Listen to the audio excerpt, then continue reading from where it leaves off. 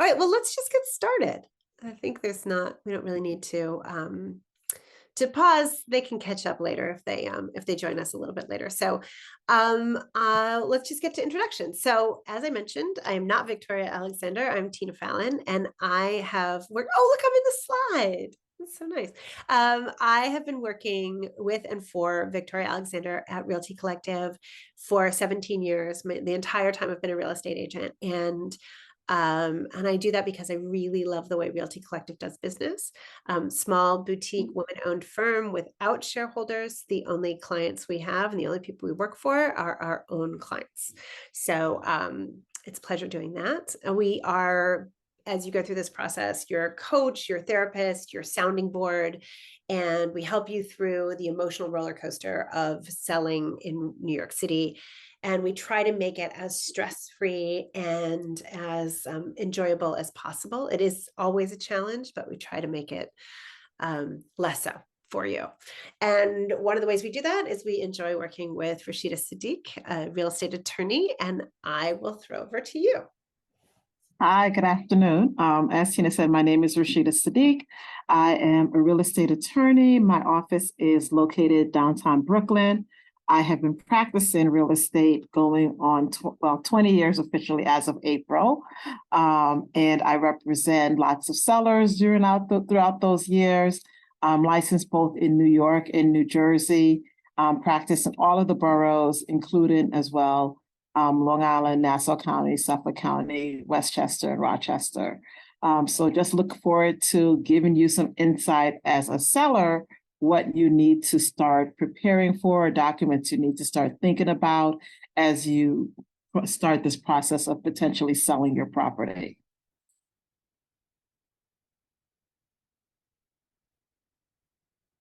Mute. Sorry about that. We're going to share a link for you that is a helpful timeline to get you oriented around the process of selling. And again, if you don't save those links, don't worry about it. We will share them with you later. So since you're here, obviously you're considering selling, if not now, then sometime in the future. And we do these seminars a lot over the course of the year. And the answer to this question changes all the time. So why sell now? As you probably know, it's not a great seller's market at the moment, but just because it's not a great market doesn't mean it's not a good time or the right time for you to sell. So sometimes you have to sell because you're trading up to a bigger space. Maybe you're downsizing into a smaller space, or your property is in a high demand category that defies the market at the moment, or you're just ready to move out of New York City. Sometimes people are also selling because you've inherited property. There's a lot of different reasons why a person might be selling. But right now, the high interest rates are really driving down demand for property, especially in New York, where property is already really expensive. So we're seeing a kind of stasis in the market. And that's one of the things that we work with our clients to make sure that we can break through. There's a lot of shoppers as opposed to buyers, and you only need one buyer for your home. And that's really what we're going to try to help you find. It is also the spring market, though, so we are seeing an uptick in activity, and that'll probably continue through mid to late June, although sometimes it can carry over into the summer. But if you are thinking about selling right now, we can talk you through what that process would be. So things that we consider when you are thinking about selling. So this market has been in a constant state of flux, and the pandemic slowed things down. And then all of a sudden there was like a mad gold rush while interest rates were so low. It continues to be less inventory than there is demand for property right now. So we are definitely seeing home sales continue. It's just that the volume of sales has really slowed down. The cost of borrowing money has doubled for people in the past year. So, and the housing prices have not really dropped back down either. So if you are planning on selling right now, we are really advising that you will need to properly price your home to be able to sell. We're still seeing bidding wars on properties that are both very desirable and well priced. So it is possible to achieve really still kind of record prices for homes, but we have seen home prices stabilize and start to go down on average. But nobody's home is the average home, so everybody's experience is going to vary.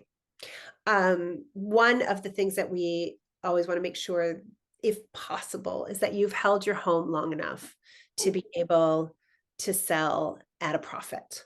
So generally speaking, I mean, it's hard to generalize, but 5 years is usually about enough time in New York. If you've bought your home 5 years ago, you've probably earned enough equity in it to be able to get all your money back out again.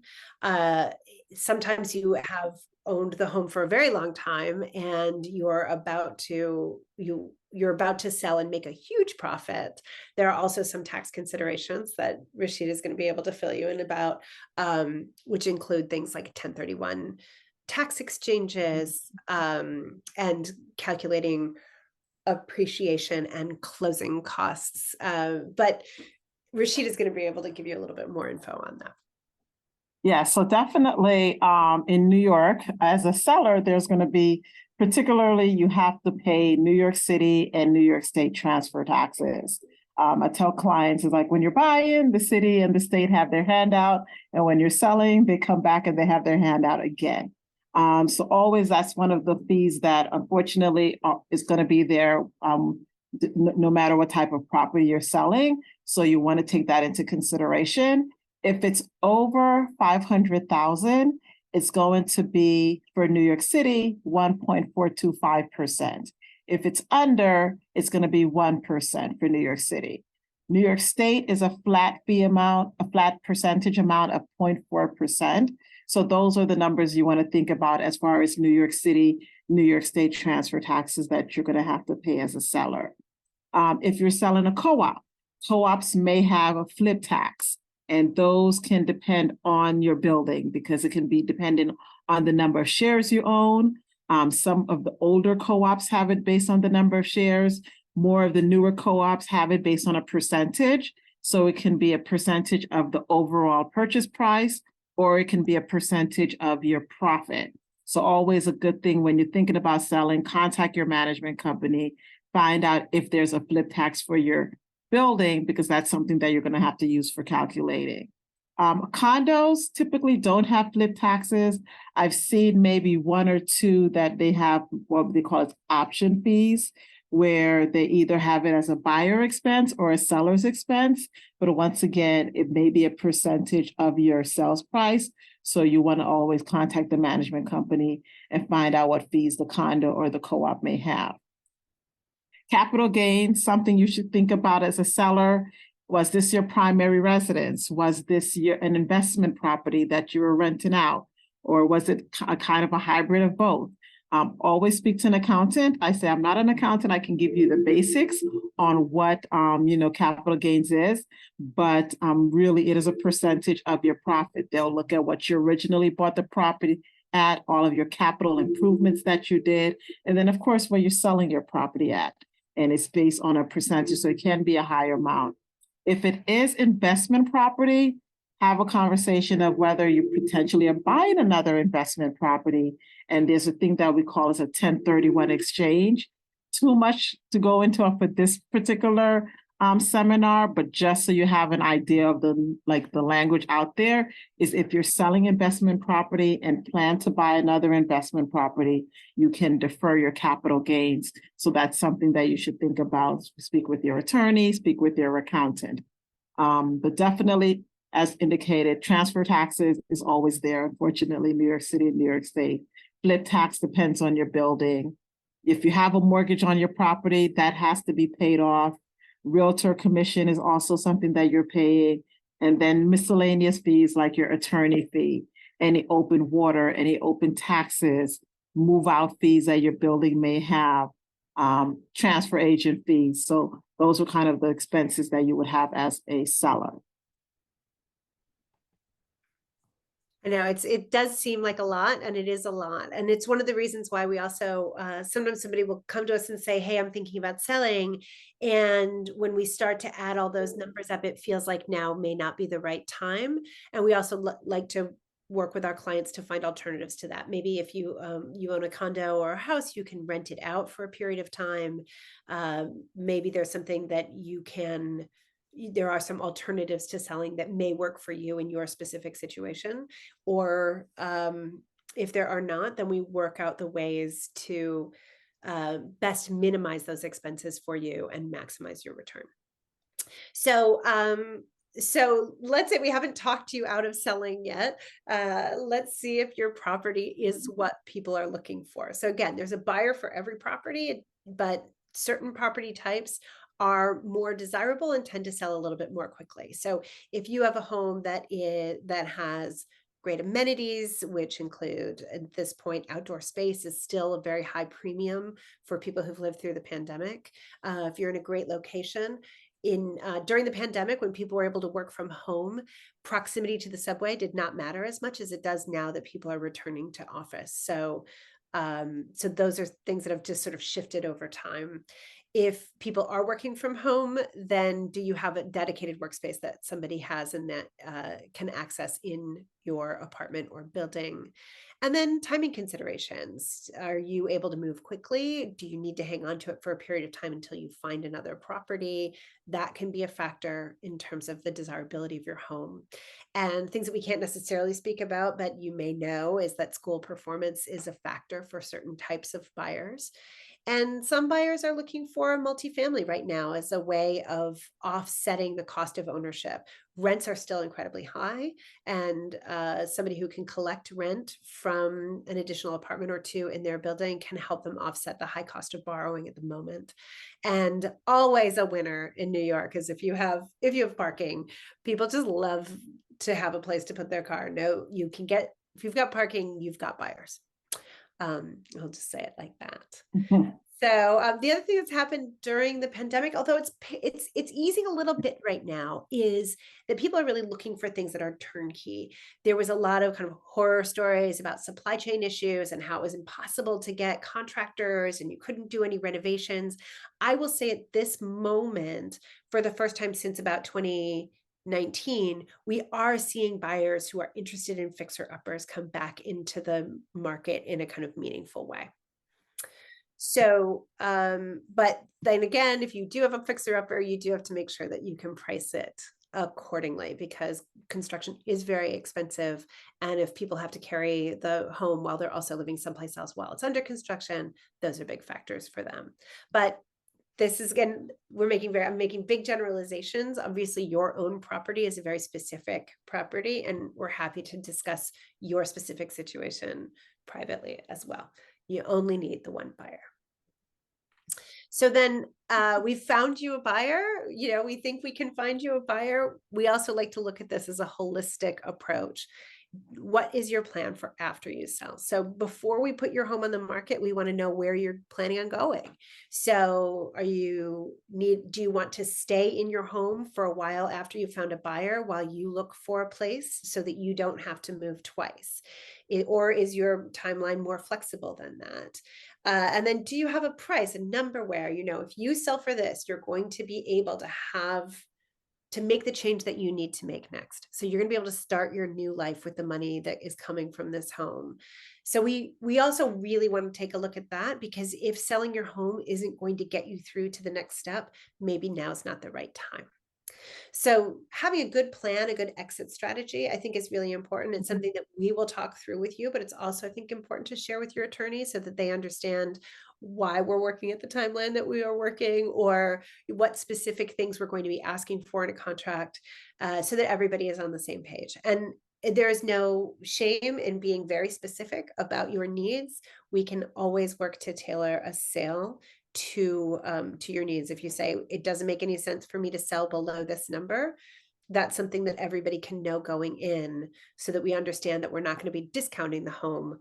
We may just remove it from the market if we don't get to our number. those are the kinds of situations we deal with every day. We also have a link that goes into this a little bit more about, making sure that you will be able to move to the next level once you've sold your home. So we've got your bottom line. We've talked this through. It still seems to make sense for us to put your home on the market. So you have decided, let's go ahead and sell. This is when we come up with a very specific strategy that caters to your needs as a seller. So I think you hear us talk about the market, you hear everybody talk about the market. Your home is not the market. Your home is one piece of property that we need to sell. And we will work with you to make that happen.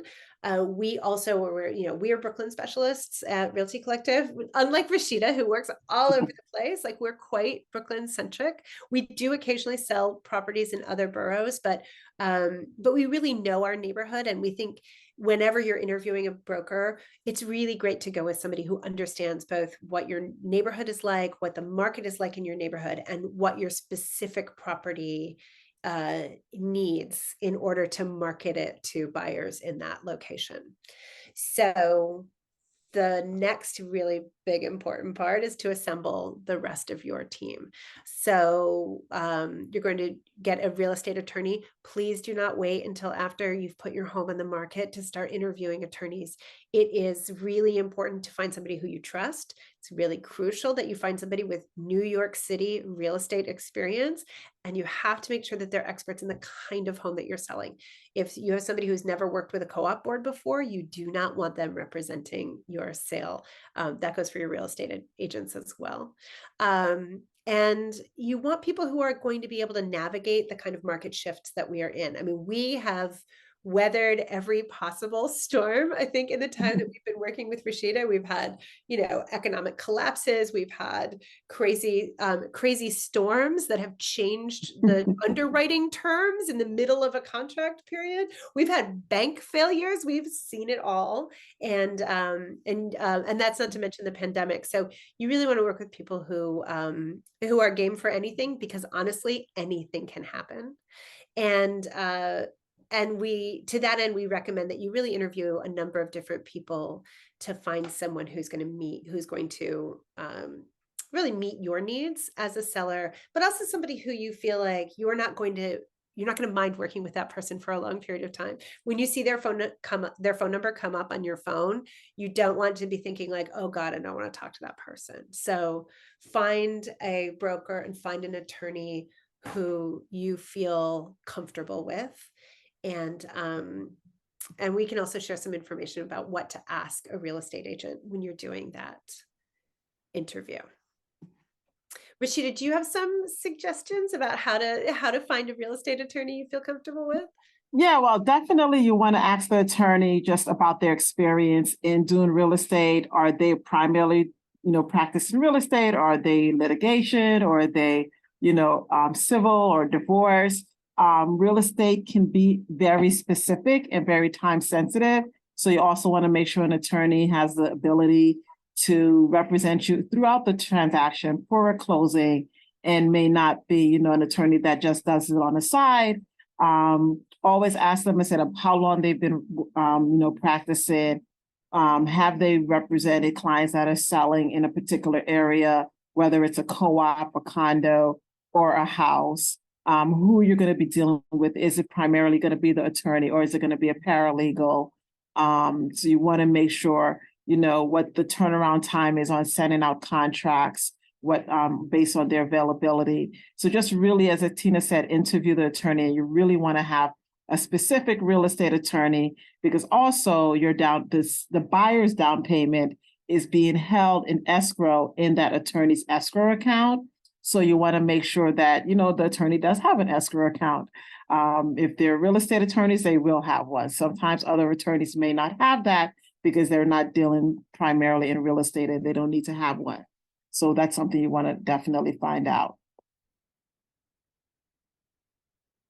Another thing that your broker or your your real estate attorney is going to talk through with you, and we will go through it as well, is that once you give us the address, you're comfortable with our discussing the property with you, we will pull a property report. Your attorney will pull a property report. Mhm. So we will find out if there are any open violations, if there are any issues. We'll interview you in depth about your building. And it is really crucial to be honest with everybody about this. If you've Mhm. got leaks in your ceiling, if you've got rats in your basement, we have seen it all and we've dealt with it all. So, so that's, I think, a piece too that's important in the interview, is that you want somebody who you feel comfortable being totally transparent with. And we may come to you with bad news, such as you did not actually pull a permit for that deck that you built on your backyard, and we may need to go through and retroactively get that certified by the Department of Buildings. And so we are sometimes going to come to you with bad news. So make sure you find somebody who you feel comfortable sharing those kinds of things with. All right, so you found your team. And now it is time for us to start soliciting buyers for your property. So it's a good thing to in your interview is to talk about things like staging. So one of the things that we do not do virtual staging. We only do real staging. So your buyers, wherever they come from, are going to fall in love with your photographs on the internet. And they're going to look at those photographs over and over again before they even come into your home. If your photographs feature virtual staging, and then when the buyer shows up ready to buy your home Mhm. and they walk in those rooms and it doesn't look like the photographs, we find that that's a massive turnoff, and more often than not, you will lose the buyer. So we will go the extra step and do real staging. Now, sometimes we're able to stage with just the furniture that you have in your home. But if it feels like we really want to take what you have and turn it into something that looks like the Instagram and Pinterest posts that people are saving, then we will also work with you to sometimes move some of your furniture out, move some clutter into storage. And please know, again, we've seen it all, and we've worked with it all, and we are happy to go through and transform your home into something that's going to appeal to buyers. So when we do that, we always want to be telling a consistent story. So if you have a home that is super high tech, smart home, everything is very clean and sleek, we want to make sure that all the rest of our marketing is going to match that. We don't want to have a shabby chic sofa in the middle of a super sleek modern apartment. And if all you have is a shabby chic sofa, we were happy to swap that out for something else. But we also don't want to have like a leather, a leather, gigantic leather sofa in the middle of what feels like a kind of farmhouse in the city. So that is something that we work with, and we can actually turn these things around really, really quickly. Like we can stage a home in kind of record time. But please know that when we do that, it is not because we don't like your taste. It is not because we think that your furniture is bad. It is not because we don't like your cats or how they smell. It is just that we need to tell a consistent story to the market, and we want to make you the most money we possibly can in this sale. And we want it to happen as quickly as possible. And we want it to happen on your terms. So we're going to do everything we can to make your home look like what we know buyers are looking for in your market.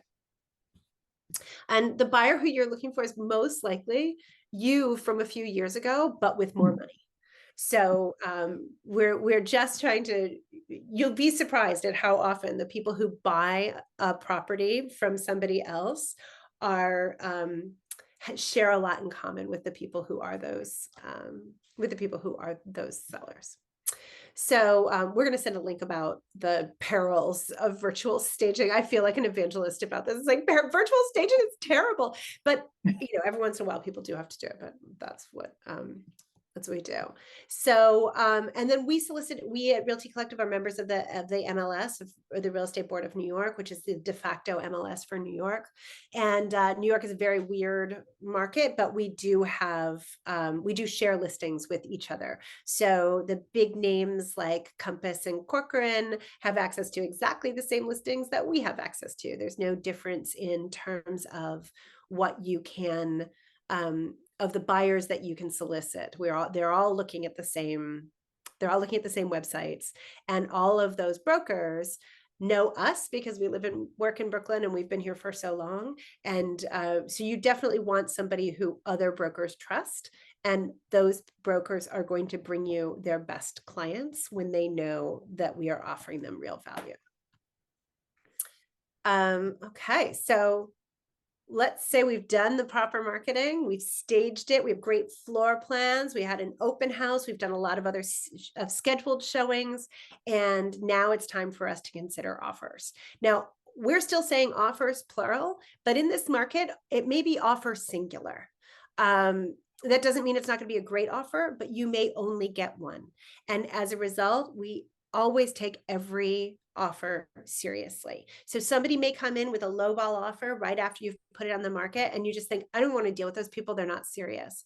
Well, you don't know why that person made a lowball offer. Sometimes they can afford to pay a lot more, but they're really cautious in this market and they don't want to overpay. So they're going to see how little they can spend to get your home. Doesn't mean they're not serious. It just means that's their approach. So we try to be human beings to those folks, and we will counter every offer that we can encourage you to counter. So even if your offer is just, nope, we're just sticking with our asking price and we're not budging, it's always good to go back and to people who otherwise you might be a little insulted by. And oftentimes that's your first offer. Take your first offer seriously. The first offer usually comes from somebody who's a buyer who's been in this market. It's often somebody who's lost out on something else recently, somebody who's really paying attention, understands the value of your home and knows they want it. And that offer may come after the first open house, and it gets a little bit like, you can be like, oh, well, we got an offer. Let's wait until see what happens next week. Well, next week, that buyer may go to another open house and find a home just like yours, but a little bit cheaper. And we may lose that buyer just as easily as that. So do take the first offer seriously, even if you feel like you can expect a little bit more. And then there's especially in this market, be prepared to offer concessions and credits and potentially price adjustments if we don't get your asking price or above in the first couple of weeks. So, and do you mind talking a little bit about what those concessions can look like, Rashidah? So, well, when we get to the point of that your offer's been, accepted, the buyer has to do an inspection on the property. So sometimes they may come back and say, we need a credit for a certain amount of money because we have to redo the roof. Or, so that's just because of repairs or things like that. There's also some buyers that it's called a seller's concession. It's not, it sounds like a credit that you're giving, but it's not really from your own funds. Some buyers need to get extra funds, need to help to get their closing costs, because closing costs in New York can be pretty high. So they may come in and say, we need a concession of 3% of the purchase price. And this way they're able to finance their closing costs. So if the price of the property, if the offer is accepted at $500,000 and they need a $20,000 concession, on paper, the price is going to be $520,000. And you're giving them a credit of $20,000 at closing to go towards their closing costs. So that's also ways to attract buyers that may not have all of their funds, or they need to finance some of their funds because the interest rates are higher and they want to keep certain funds, it's better for them to finance their closing costs that way. So it's called a seller's concession. You may see this sometimes with buyers. But it's, as I said, it's really not, you're given a credit, but in essence, you're still getting your full price. And then, as I said, if the other ones are kind of just repair credits that if they come in for and they do their inspection, because that happens after the offer is given, they may come back and say, we need things repaired. I normally tell clients as a seller, it's probably better for you to either give a credit or a reduction versus you go in and do certain items depending on what it is. So if they want the roof, you don't really want to go and redo the roof. If it's something upgraded electrical, you may not want to take that on because you've already vacated and now you have to deal with contractors. But if it's something simple as, repairing the dishwasher, yeah, I can do that. I'll put that into the contract. So you always want to have a conversation with your agent, with your attorney on what type of, if you're given a reduction, if you're given a credit based on the inspection that the buyer does as well. Right. And then there was a time that during a really super hot seller's market where you can sometimes get people to waive inspections or, say, oh, it's just going to be as is, we'll take it. We're going to do, we're just not in that market right now. And also it's, I actually think it's okay to have people do inspections so that they know what they're getting. And sometimes they will find things in your home that you didn't even know were needed to be repaired. And that can feel a little bit disappointing and overwhelming as you go through the process. But we are also really happy to help get those repairs done if that makes more sense for you than what Rashidah is suggesting, which is a credit or a concession. Obviously, that's the easiest way to do it. But sometimes to save money, you just say, I would like, if you need a dishwasher replaced, like I'm going to be able to do that for you. I guess that's what I'm saying.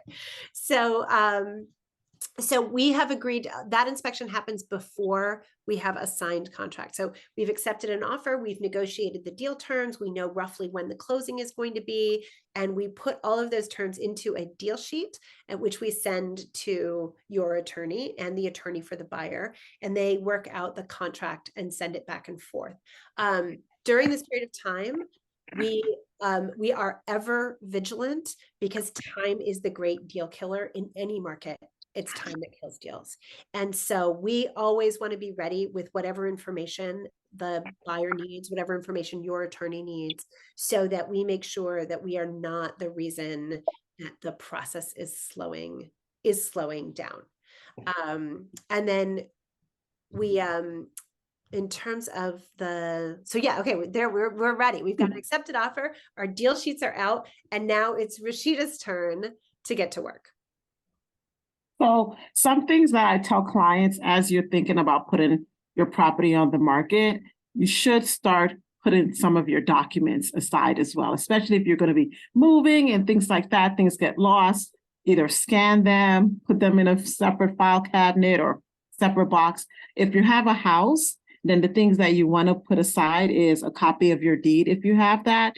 Not a huge issue if you don't have your deed, because we can always pull that up from the city records, but good if you do have a copy. If you have any of the paperwork from when you originally purchased the property, such as your owner's title insurance policy, that's very important and easy and helps with covering any title things that may come up when you're selling. Once again, if you don't have it, not a big deal, but if you do, it's always better. So deed, owner's policy, if you have a survey of your property, which is basically, it looks like an architectural diagram of the outside of the boundary lines of your property, something that you may have from when you purchased the property, put that aside as well. If you refinance your property at any time, put aside that paperwork, because sometimes mortgages that you thought were paid off did not get recorded as satisfied. And you can give your attorney, hey, I refinanced in 2005. This is the paperwork. It shows that I paid this off. That's good, because now your attorney can use that to give to the title company and faster clear up any title things. So all of that paperwork that you have for when you purchased the property, put that aside. I say, don't throw anything away until after your closing. It's still probably not until after you do your taxes, but put aside all of your house kind of deed, owner's policy, refinance paperwork for your house. If you're selling a co-op or a condo, certain things that you definitely want to have. If it's a co-op, copy of your stock certificate, copy of your proprietary lease. If you have a mortgage on the property, your lender will have the originals, but you should at least have a copy. You can contact your management company for a copy, or you can contact your lender to get a copy of it. But you always want to make sure that you have a copy of those items, because your attorney wants to see that, to see exactly how your stock certificate appears, because sometimes people forget, oh, I added this person that was just going to be, my mom's on it with me, or a friend was on it they really don't own it, but they're on it for me. You forget, and you really want that to match, or it's in your maiden name. So you want to make sure that's match, or somebody passed away and it was in both your names.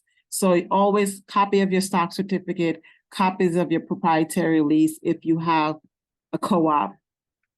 Also, your attorney will probably want to get your latest mortgage statement, your latest maintenance statement. So when they're preparing the contract of sale, they have that as well. The co-op documents, your realtor will probably start speaking with you and your management company on things they're going to need, the latest financials, the offering plan, the financials, house rules, all of those things you want to have ready for your buyer, because that gets turned all over to the buyer's attorney so they can really start doing that due diligence. If it's a condo, same thing, you're going to have a copy of your deed, copy of your owner's policy.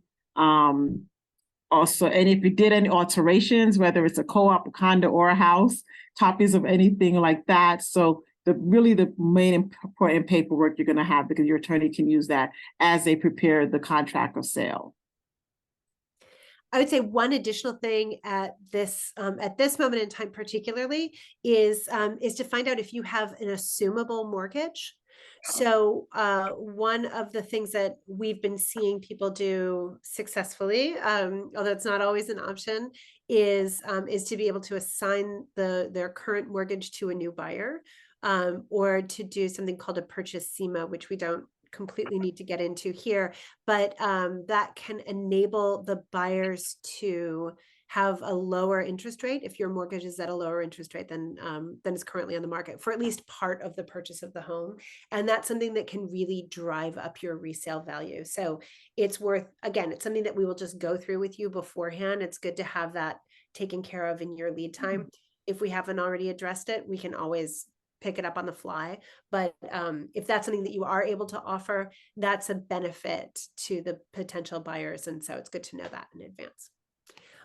And then also, mention your attorney. That's also why good to speak to your attorney in advance as well, to see if they can pull up your property and see if there's any violations, any open permits that you may have not known about. Just recently had a client that's selling a house. They had a violation on the property from 1989. They didn't realize that. So it was like good thing that we pulled it right away. They're able to get an expediter to clear it up before they even got a buyer yet. They have the lead time. So always good to just pull up the Department of Buildings records to see if there's any open violations or open permits on the property. Sometimes you may have hired a contractor to do work and they never filed that last piece of paperwork, which happens more often than not. So you can do that as well to make sure you have all of that documentation. All right, so believe it or not, we actually get through all of that and you end up with a signed contract. So okay, we've done all of that work. And now the buyer has signed the contract and submitted an earnest money or a deposit to Rashidah's escrow account. Usually it's 10% to at the contract signing, and you have countersigned that contract. Until that happens, the buyer can walk away at any time. An accepted offer, even when we've gone through all of the sort of an inspection and the earlier due diligence, it doesn't really mean anything legally. And so also during that period of time, particularly if you have a really desirable property, or if there's somebody who particularly desires your property, sometimes you will find somebody who comes in and says, hey, I'm really interested in purchasing it and I'm willing to pay more for the home. So occasionally you will get something where somebody comes in with a late offer.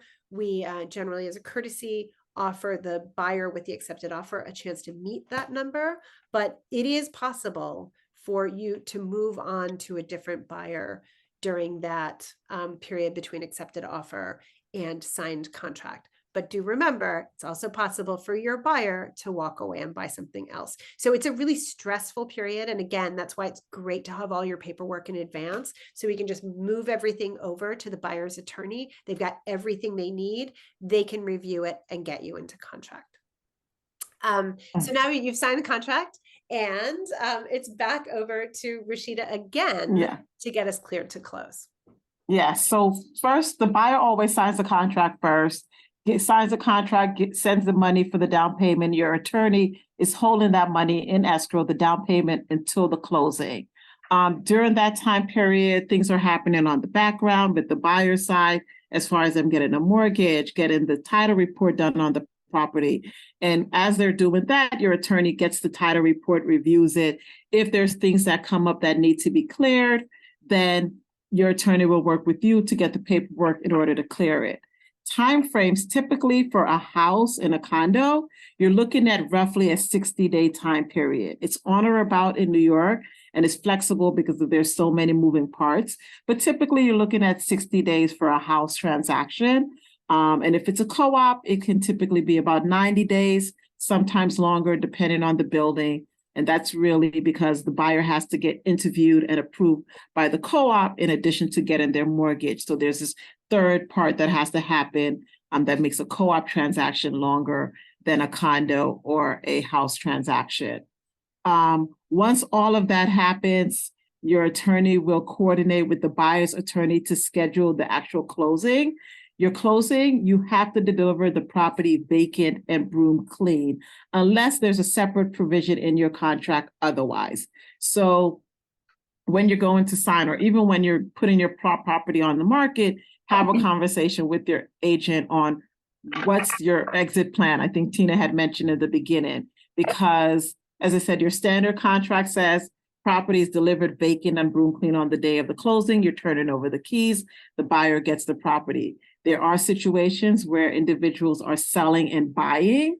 So we can put what we call as post-possession clauses in there, that you have a certain amount of time to stay in the property after the closing. And we put in provisions where money is held back to make sure that you leave. We put in the time periods, but that also has to be negotiated in advance of you signing the contract, because you don't want a buyer to say, hey, no, the property's supposed to be delivered vacant and they're ready to close and you don't have a place to go and you don't have post-possession and you are in a situation where you must close or you lose your buyer at that point. So getting you from that 60-day time period for you to get everything happen, it goes pretty quickly. So you always want to make sure in advance that you have had that discussion regarding the timeframes in the contract of sale.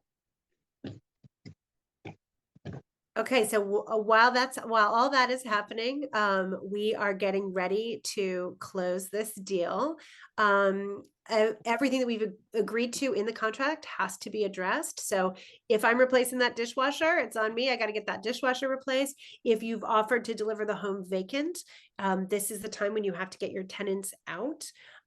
That's not always easy to do in New York City, and it's something that we'll pick up a second in the Q&A section as well. Want to make sure that all your mechanicals are working, especially if you're not living in the home. Everything might have been working when we did the open house, but it's possible that something is not working. This also happens when tenants move out and they just turn off all of the utilities as opposed to transferring it back into your name. So we go to do the final walkthrough and none of the electricity works because the tenant just moved out yesterday and they called Con Ed and said, cut it. So those are all things we want to make sure are working.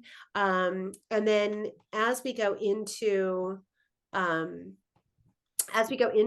the closing, or we're preparing for the closing process, everybody's vacated, we get ready to do the final walkthrough. So the final walkthrough, as Rashidah was saying, you want the home to be basically broom swept, clean. You don't want any holes in the wall that are bigger than the size of a dime. There are these sort of, but you are selling it in as is condition. That said, your mechanicals need to be functioning. Otherwise, the person's not gonna be able to get a mortgage for the home. So if you're like, well, you know what, that stove was old anyway, I know they're gonna replace the stove. It doesn't matter that it's not hooked up to the gas. Well, it does matter for the final walkthrough. And we do need to make sure we've addressed all of those concerns. So, but we've done it. We did the final walkthrough. We get all the sign-offs. Let's say there's one final little thing where it's like, oh, you know what, that light that was working isn't working. We just have to let Rashidah know that the buyer has agreed to a $400 concession because the chandelier is on the blank.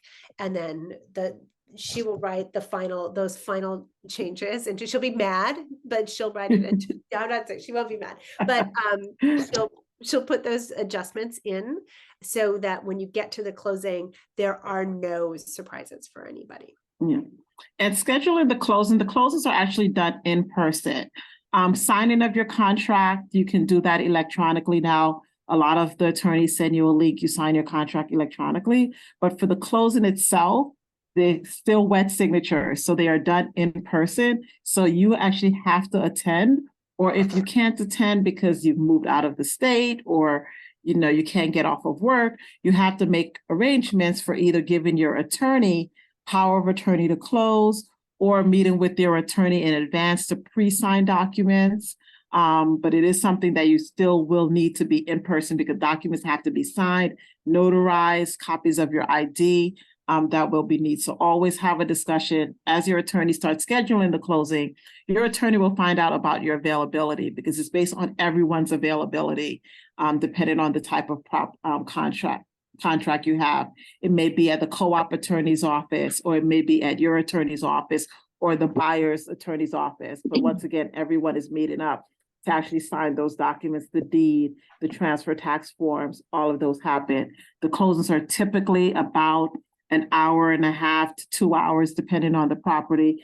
Can sometimes go longer, but we try to keep it within that time period. You're getting your funds at the closing. Typically, it's a certified check that you're getting because it's done in person. And you turn over the keys at the closing table. All right, so that's done. It's kind of a whirlwind. I love that we did it in like 45 minutes. So, and I think I'd love to jump into, Sabrina has some great questions here that I feel are going to be interesting to other folks. We're going to share additional resources with everybody. And Nancy, I know you got here late, but we're going to email you the link to this whole recording, so you'll get the whole thing. You just start from the top, and we will be sending a copy of our of all of these resources to you as well. So you didn't really miss anything. And also, if you have any questions, you can jump in. No, mine basically was my sisters and I. My mom passed away, and we're trying to sell my mom's house, and we're having a hard time with the realtor. They want us to drop, like he gave us the price, and now he wants us to drop it $600,000, and we feel like we chose the wrong realtor. Yeah. And can I ask what neighborhood? It's Windsor Terrace in Brooklyn.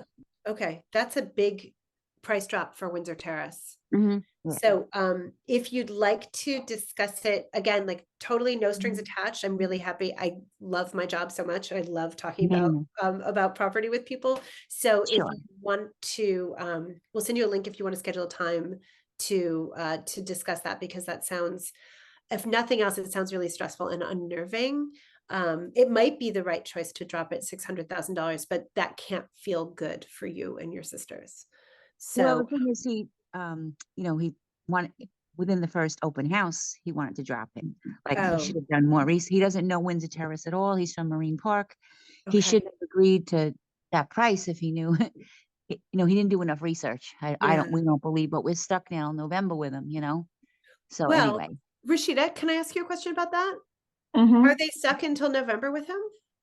Well, it depends on what listing agreement that they have. If they signed a listing agreement for, 6 months, a year, then it typically, and you'll have to see if there's a termination clause in there that says, either party can cancel within 30 days. So it really is going to be depend on the language of that listing agreement or if it's an exclusive. So I can't say yes or no. It would have to depend on seeing the actual exclusive agreement that they sign. Right. Okay. That's what we thought, but I just figured this might give me some kind of insight to what the next step should be. I would be happy 3 hours, and he keeps talking about the sloped floors, but Windsor Terrace, all the brownstones have sloped floors. It's the highest area in Brooklyn, so all the settling that goes on.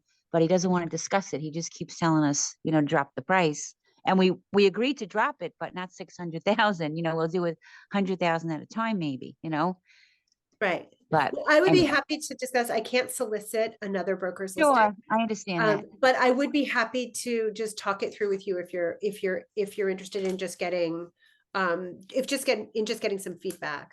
Okay. So I wouldn't be trying to get that listing from the broker with whom you have a signed contract, but I would be happy to just talk it through with you. Okay, thank you. And then Sabrina has a question about multifamilies and month-to-month tenants. So if you're preparing to sell a multifamily home, Sabrina, do you mind sharing? Is it a 2-family, a 3-family, a 4? And if you'd also rather discuss this off the, It's a 3-family. okay.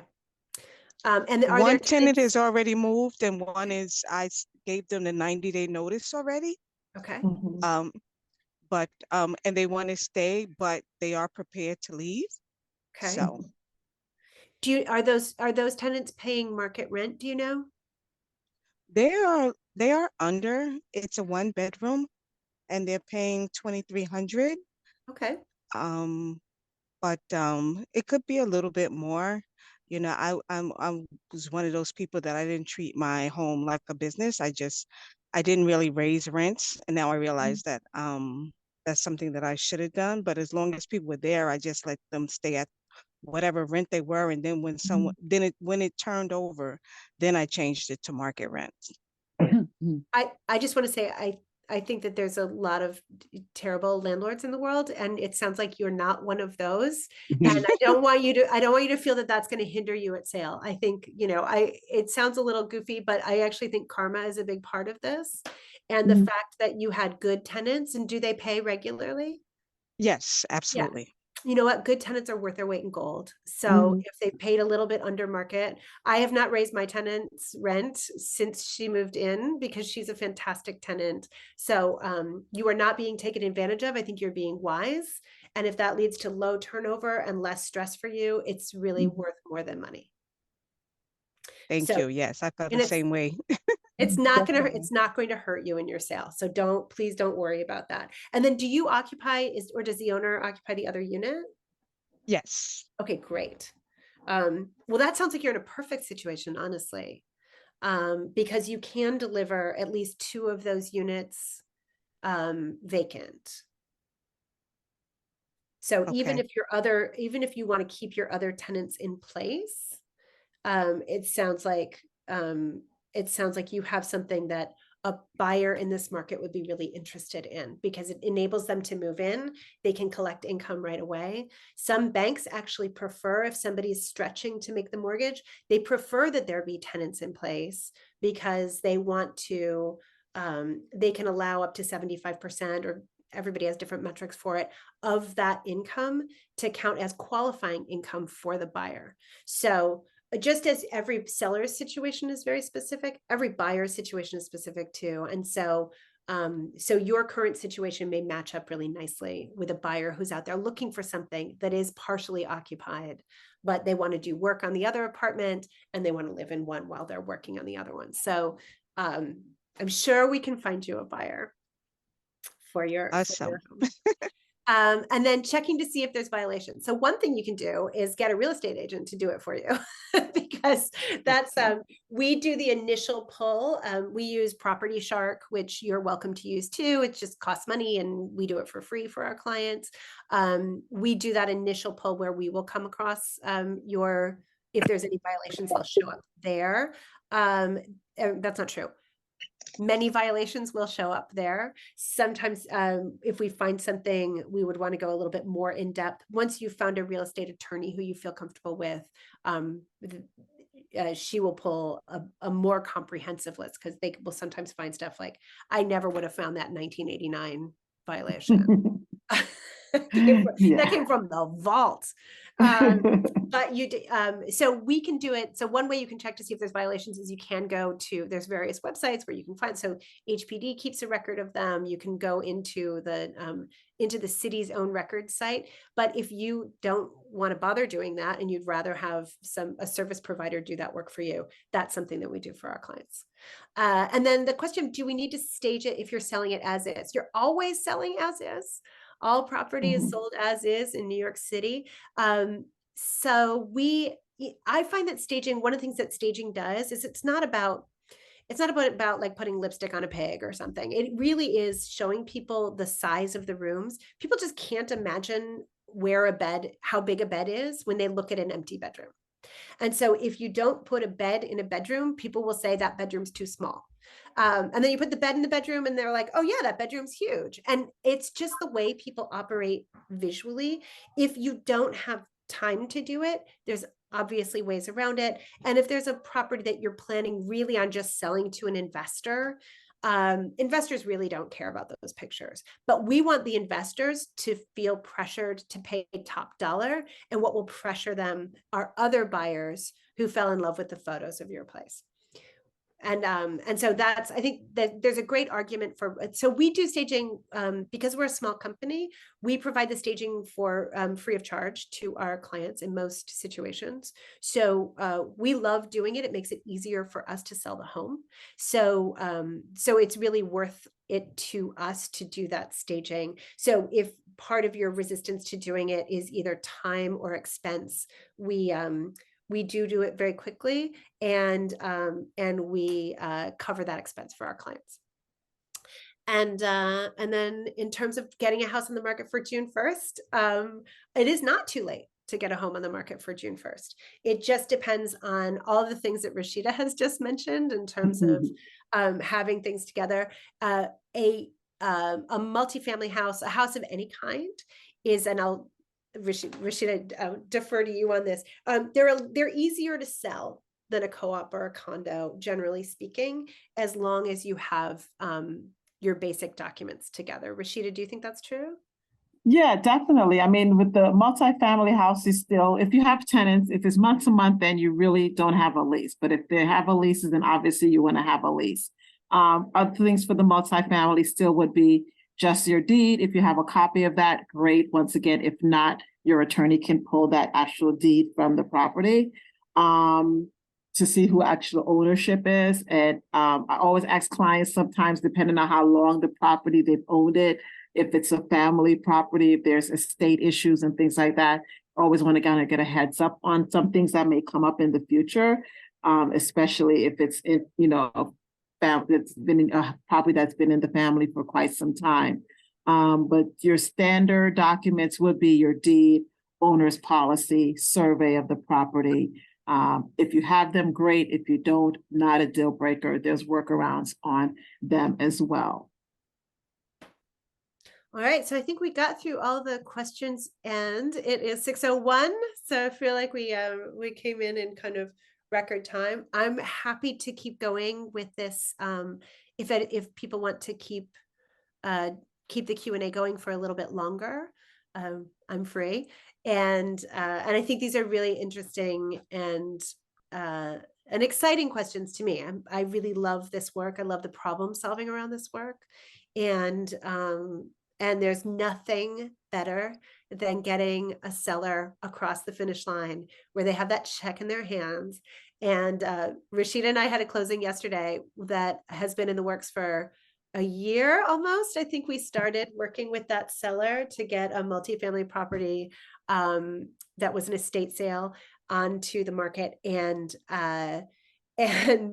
she sent me a note today saying, talking about how much lighter she feels today. And she didn't realize what the kind of weight of that had been on her. And seeing people get through to the other side of it is really, it's just a joy. And selling a home should be a life-changing event for you. And it's a privilege to be part of that transformation. So if you want to I just want to know. Oh yeah, sorry. I was going to say, I know Nancy had mentioned estate. So if you're selling an estate property, always just kind of things that you want to have. If there was a will and the person,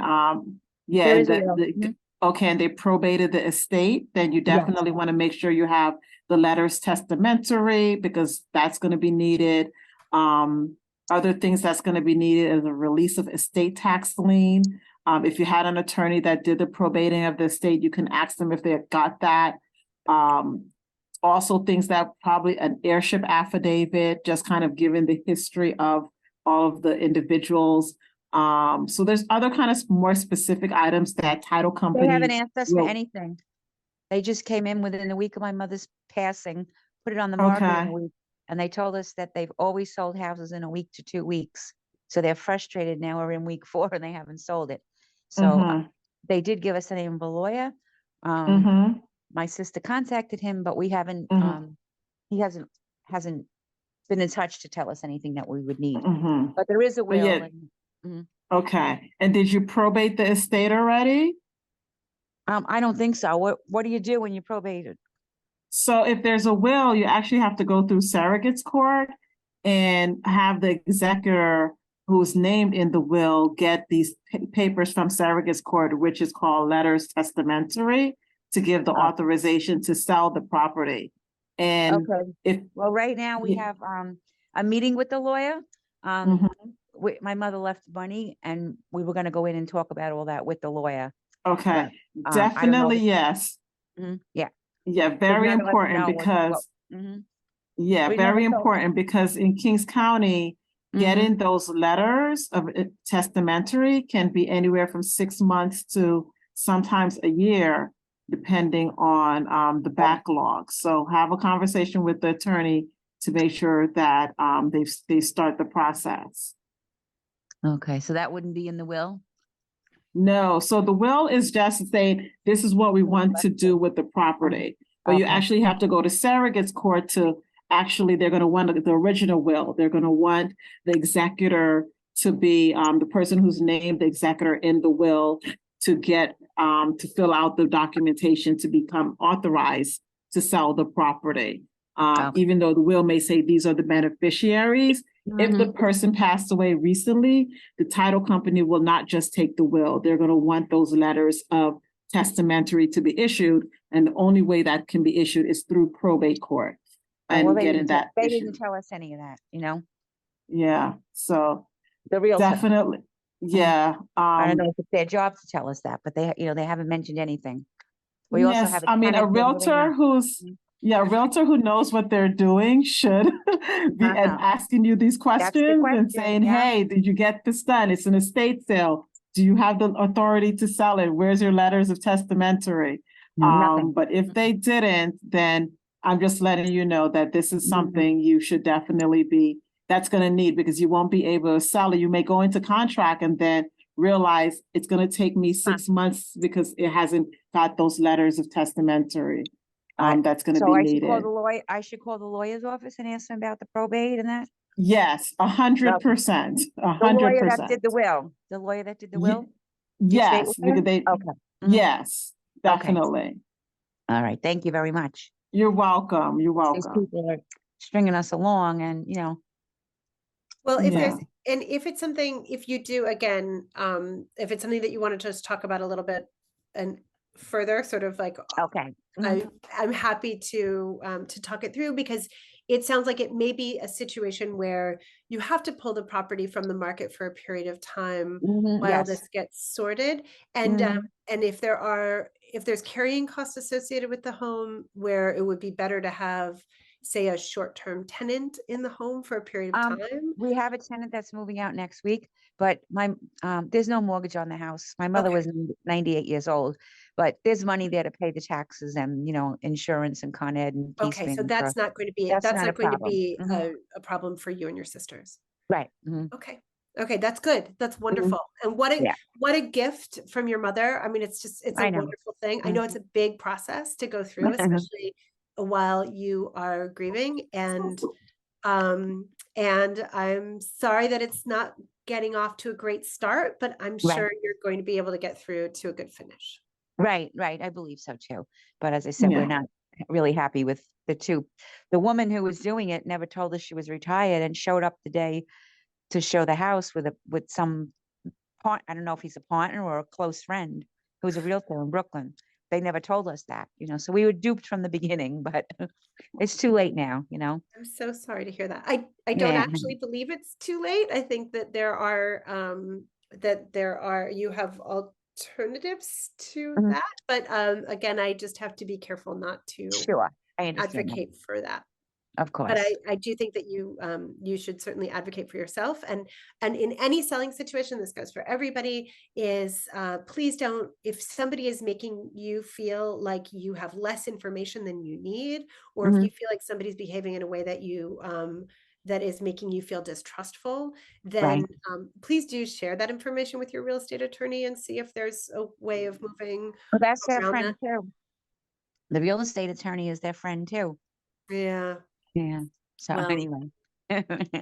I mean, on occasion when I have worked with a client who where we have not had a real meeting of the minds, I've released people from their listing agreements. There's no benefit to either of us staying in a relationship that isn't a business relationship that isn't going to be honest and fruitful. It's just, Positive. life's too short. Yeah. Yeah. Mhm. Okay. Well, thank you. I appreciate you just listening because we're all very frustrated. We're not happy with them, but I'm all he so focuses sorry. on is the slope floors and tell us we have to reduce the price. Do That's not all he worry about the focuses slope floors. That's Can I well, just say I'm that? not It's just charm. It's period charm. Everybody exactly, loves it. but that's all he tells us. I know. Oh, we Yeah. don't. We tune him out. He's on the phone for 2 hours and nobody talks to him because we don't want to hear about the slope floors. Yeah. But anyway, thank you, Okay. ladies. All You're right. Well, thanks welcome. everybody for joining. Yes. You're welcome. Okay. Okay. Thank you. Have a great afternoon. Okay. And thanks again, Thank you, Rashidah. everyone. You're Thank you welcome. for your help and your Okay. information.